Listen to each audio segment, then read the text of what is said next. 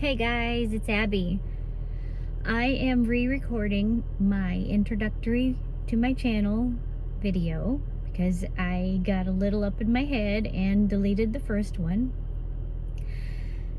So my name is Abby Normal Scratchers because I suffered a brain injury about 1 year ago and I do scratch tickets. So I have an abnormal brain. I got in an ATV accident because I was the angriest I have ever been in my entire life and made a very stupid decision to get on an ATV and take it down the road while I was angry. My neighbor owns the property across the street from us, and he passed away. The person he sold the property to allowed strangers to come in and do hunting on the property, which we had never experienced in over 5+ years that we've lived here. And at that time, I had animals living in the barn directly across from where they were shooting. So I got extremely angry and decided to get on the ATV to go up and down the road and make some noise and make the people discouraged about hunting there, and maybe just pack up and go, and then I wouldn't have to call the police or make a confrontation, because normally I was a very mild, meek-mannered woman who didn't do confrontations. So what I forgot to realize was my child had inflated the tires on my quad runner, which I normally don't do. Normally I keep them pretty low and pretty mushy, because the only time that I ever used my quad runner was basically just to load up a wagon full of manure from the barn and haul it away so that there wouldn't be so many flies and the smell.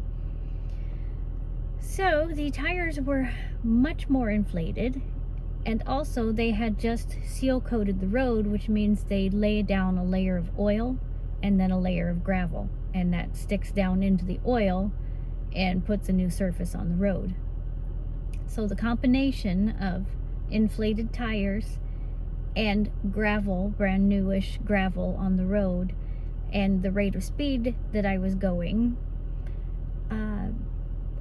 I knew I wasn't going to be able to make the turn, so I pushed on the brakes while I was trying to turn, but I only pushed on one set of brakes and not both brakes, and that caused the ATV to lean forward while I was turning and roll. As it rolled, I went off one side and smacked this part of my head on the road. And what that impact did to this side of my head was it shoved my brain to this direction, and it tore up here and it bled inside. So I woke up on the road with EMT and people talking to me, emergency people talking to me, and I was in and out of it. The next thing I remember is they told me the helicopter is here. I apologize. So I was life flighted on a helicopter to a hospital that could take care of my injuries. I spent, I think it was 3 or 4 days in the hospital. I suffered a broken nose and 3 or 4 broken ribs on my right side and 1 on my left side, which means I could not lay on my side at all because both sides of my body were broken. And I am an extremely extremely side sleeper, almost to the point of laying on my stomach. Well, I was. I'm not now. um, so 3 or 4 days later, I came home from the hospital and had to relearn how to live my life, because brain injury causes multitudes of issues, such as, you've already heard it as I'm speaking in this video, problems with getting words out, getting words correct. Also, extreme emotion changes.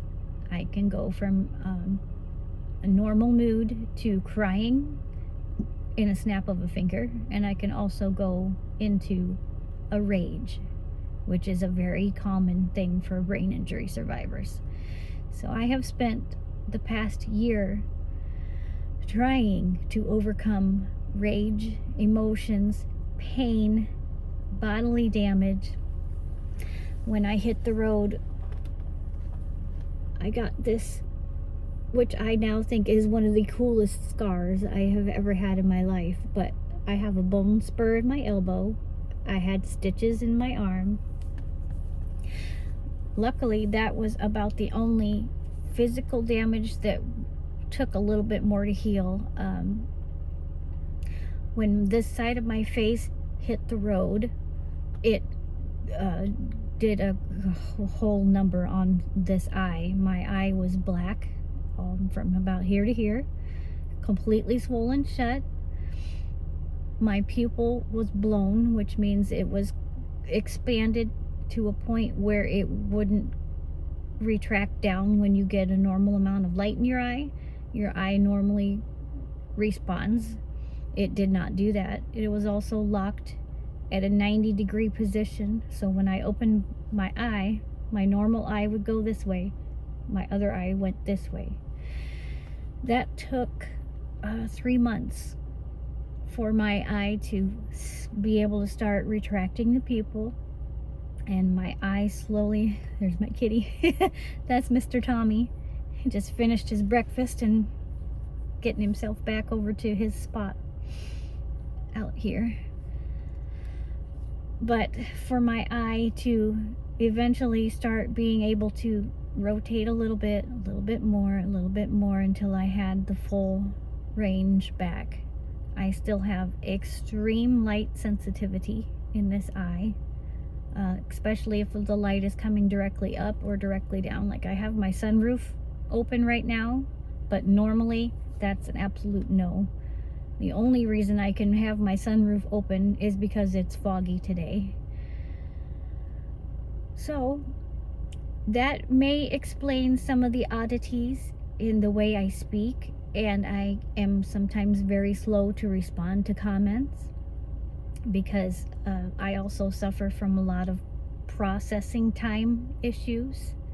It takes me a while to decide to go do something and follow through with it, like sitting out here in my car at the moment,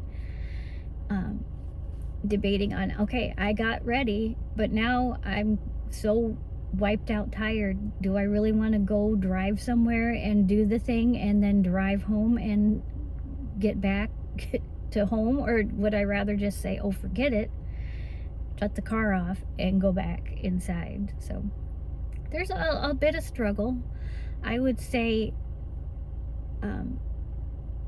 in reality, any brain injury is a major deal, but I feel I was blessed in a way to not have as severe a brain injury as I have seen in support groups and friends that I've made since. So for that, I am extremely grateful, and this injury has taught me extreme patience in myself and in others, and to try to manage that rage emotion that comes up so easily. So it's definitely a learning and a struggle, but I am 100% grateful, finally, that I am still here. At the 3-month mark, I was contemplating suicide. I was laying in the bathtub, just thinking to myself, is this the day that I go under and stay under?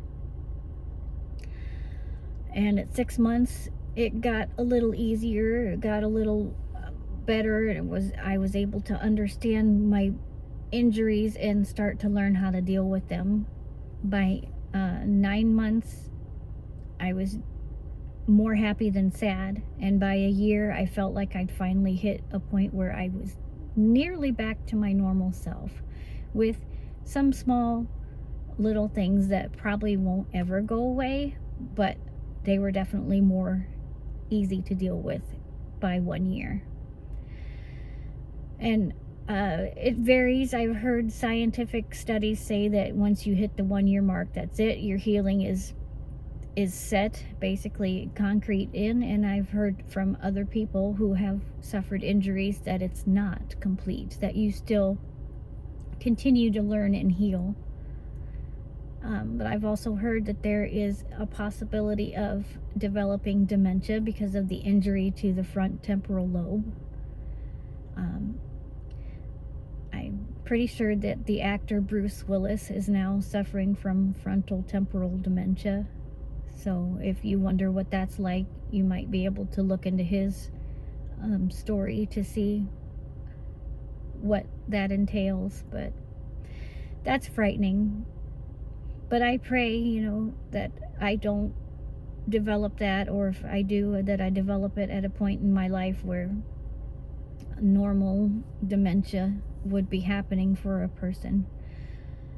I am 46 years old and starting YouTube. So that's my story. That's why I'm Abby Normal.